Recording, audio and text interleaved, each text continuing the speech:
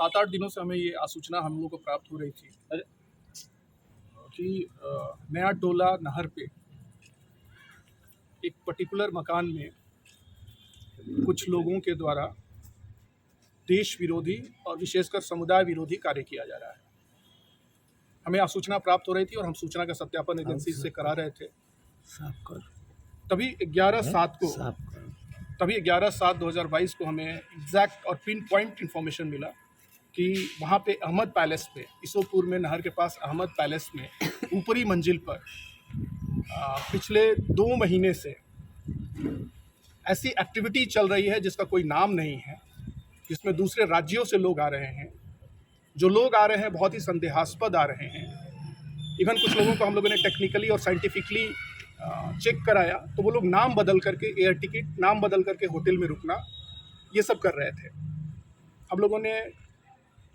Technical information से,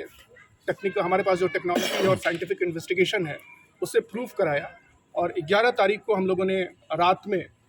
red किया तो वहाँ पे 2 व्यक्ति मिले जिनका घर था मोहम्मद जलालुद्दीन,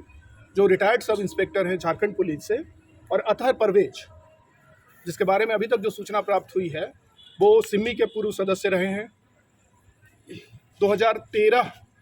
2001-2 में जब सिमी बैन हुआ था तो बिहार में जो ब्लास्ट हुए थे उसमें इनके छोटे भाई मंजर परवेज जेल गए थे और 2001, 2003 और 2013 में बिहार में जो केसेस हुए हैं टेररिस्ट एक्टिविटीज़ के, उन सारे केसेस के अभियुक्तों के ये बेलर हैं। ये वेरीफाई हो गया है, इन्होंने खुद इसको स्वीकार किया है और अभी पिछले 2 सालों से ये PFI और SDPI के नाम पर बहुत सारे लोगों को ट्रेंड कर रहे थे और उन्होंने 11 तारीख से हमें लगातार बरगलाने का, झूठी बात कहने का प्रयास किया। इसको हम लोगों ने साइंटिफिक इन्वेस्टिगेशन से, आपने कहा बिहार में पूर्व में ब्लास्ट जो हुई थी उसमें भी इनके भाई का हाथ, मंजर आलम अतहर परवेज के भाई हैं मंजर परवेज, जो जेल जा चुके हैं 2013 में, 2001 में एग्जैक्टली, संभवतः बात 2013 में नहीं। और क्या इनका कुछ सामान जो मिल पाया था सर? मेन मकसद क्या था? इनका मकसद था एक संप्रदाय में, जरा इंडिया विजन 2047 इंडिया विजन 2047 में पढ़ के बता देता हूँ एग्जैक्ट इनके यहाँ से जो बुकलेट मिला है। इंडिया विजन कम्युनिकेट कर रहे थे और 6 और 7 तारीख को, 6 और 7 जुलाई को यहाँ पर मार्शल आर्ट के नाम पर स्थानीय लोगों को बिहार के चरमपंथी तत्वों द्वारा तलवार, चाकू चलाने,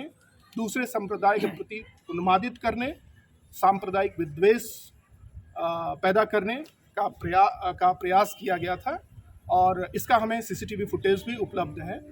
जो लोग आए हैं उनके बारे में हमारे पास टेक्निकल इन्फॉर्मेशन भी है। जो पूरा सत्यापन हुआ उस सत्यापन के आधार पर हम लोग ने इस्टेब्लिश किया कि अतहर परवेज और मोहम्मद जलालुद्दीन के द्वारा मिलकर बिहार और बिहार के बाहर स्पेशली केरला, तमिलनाडु, वेस्ट बंगाल और झारखंड के चरमपंथी तत्वों को बुलाकर एक संप्रदाय विशेष के विरोध में, संप्रदाय विशेष के अशिक्षित, भटके हुए या उन्मादी व्यक्तियों को ट्रेंड किया जा रहा था और इनका मकसद था, जो हमें वहाँ बरामद हुआ है, PFI का झंडा मिला है, PFI के पम्पलेट्स मिले हैं, बुकलेट्स मिले हैं और सबसे ख़राब बात जो मिली है कि 2047 में भारत को इस्लामी राष्ट्र बनाने के लिए दूसरे संप्रदाय के अगेंस्ट विद्वेष पैदा करना और दूसरे देशों जैसे टर्की और पाकिस्तान की मदद लेकर के भारत के विरुद्ध युद्ध छेड़ना जैसी बातें हैं। ये गंभीर राष्ट्र विरोधी, संप्रदाय विरोधी और समुदाय विरोधी बात है। इसको किसी भी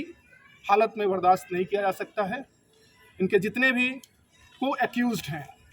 उन सभी लोगों को हम लोग आइडेंटिफाई करने का प्रयास कर रहे हैं और हमें विश्वास है कि बहुत जल्दी इन सारे लोगों को जेल में डालेंगे और समाज को एक मैसेज देंगे कि समाज में किसी समुदाय के विरोध में अगर आप काम करते हैं या लोगों को कराते हैं तो ना आप बचेंगे ना दूसरे लोग बचेंगे। कितने लोग की गिरफ्तारी है इसमें अभी? अभी तक 2 लोगों की गिरफ्तारी हुई है। मोहम्मद जलालुद्दीन जो उस घर के मालिक हैं, जो उन सारे मीटिंग्स में सम्मिलित रहे हैं, सारी मीटिंग्स जहाँ होती है वो कुर्सी पर वहीं बैठे रहते हैं, तो वो पूरी चीज़ों में शामिल रहे हैं। उन्होंने एग्रीमेंट किया है,